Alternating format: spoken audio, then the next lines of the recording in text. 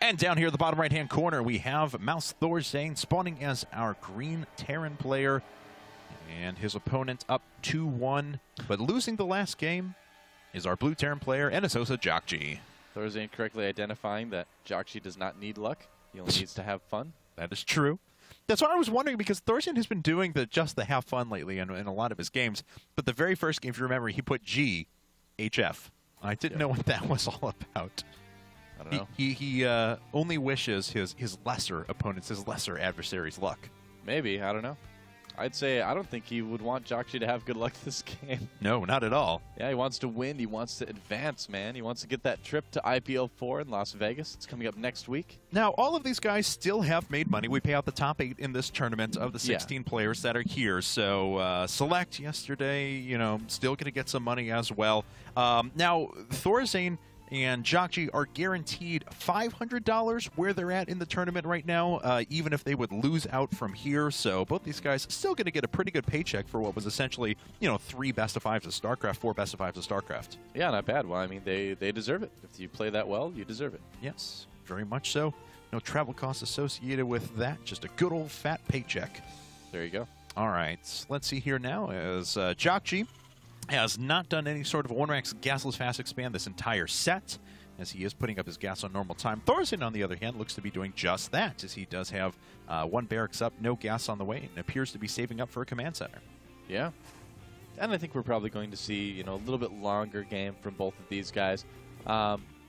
We'll see. I mean, Jjakji has picked this map for a reason. He actually got a pretty great spawn. I would say if you want to do a siege up under your opponent's natural expansion in the lower right, you want to be in the lower left. It's a great location to be in. You can kind of pull up right along that little edge there, and that's difficult to stop if your opponent's not prepared for it. But, you know, certainly ThorZaIN will be aware of that, and, you know, he's going to pick something that he feels can defend it. But, you know, I'd say Jjakji, if he wants to do that type of thing, has the best spawn he could possibly hope for. Well, let's see here what ThorZaIN is going to opt for in just a bit. He is, of course, going to put down that command center, but we'll see how he follows it up. If he does his same kind of trademark 2 racks, then double gas, then 3rd racks build. Jjakji, on the other hand, is putting down a factory, not opening with a tech lab on his barracks or anything of the sort. Yep, and let's see. You know, the more I look at it, the more I kind of am expecting Jjakji to do this. You know, maybe start out with some Banshees and then go into that tank push. It's just, I really feel like it's the best TVT build right now if you want to end the game early on this map. And this map is also a map where you can, you know, see a large variety of styles too. There's a lot of people that are tempted to play bio on this map because of how big and open it is.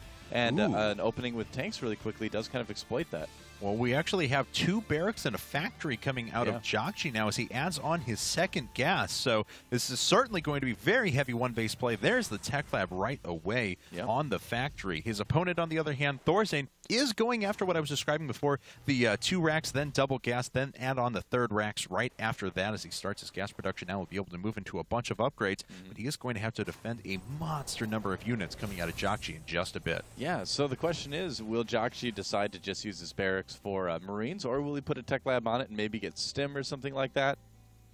Well, we'll have to see. And, you know, this is the type of build, too, where you get your tanks going, and then after your gas income pops up, you start to add on Starport and then add on maybe a couple Vikings and Medivacs, too, just to make sure you have vision on that high ground when you get to your opponent's natural, too. So Jjakji appears to be setting up for that type of push that we've been talking about.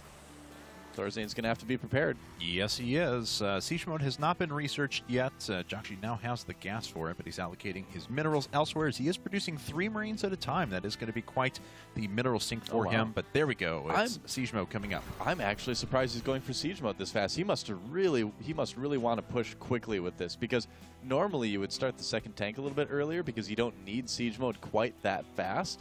So, yeah, Jjakji must really be wanting to be aggressive with this style, it looks like, this game. He's going to watch out. He's going to be supply blocked here in just a second. He is starting a supply depot now, but it's going to limit further production for just a few seconds, adding on another SEV as well to bring him up to a total of 24 is what it'll be off of Jjakji's this 1 base. It's definitely moving out with this quickly. He just took the Xel'Naga Tower to make sure ThorZaIN didn't have any vision of what was coming, and notably, he only moved out with just 4 Marines here, added on another one right there, but it was just 4 Marines. Right. That doesn't tell ThorZaIN anything.